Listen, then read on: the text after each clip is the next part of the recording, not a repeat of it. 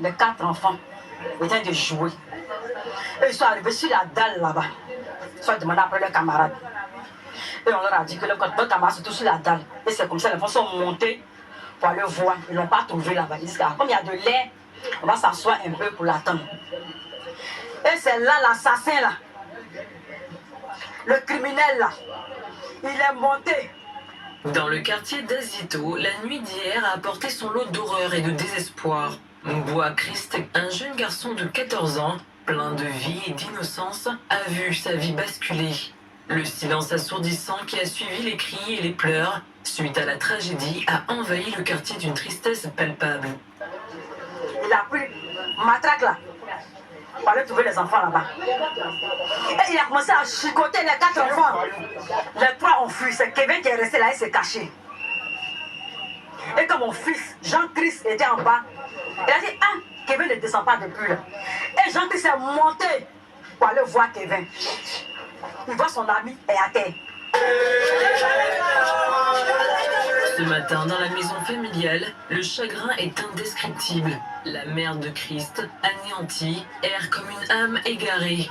Ses larmes inondent son visage. Christ était son enfant unique, sa joie, son avenir. Comment accepter l'inacceptable? Comment trouver la force de continuer lorsque le cœur est brisé en 1000 morceaux? On n'a pas écouté la mago. Oui, elle a ce travail pour venir au moment de radio. Les grands-parents de Christ. Oh, il dit la semaine vidéo. Il dit quoi, il n'y a pas d'eau. Les grands-parents, les voisins et les amis de Christ partagent la même douleur. Leurs visages sont marqués par l'horreur et l'incompréhension. Comment un simple jeu d'enfant a-t-il pu conduire à une telle tragédie? Telle est la question. L'indignation monte, la colère gronde, mais l'impuissance face à l'irréparable est écrasante. Ils se serrent les uns contre les autres, se consolant comme ils le peuvent, partageant le poids de la souffrance.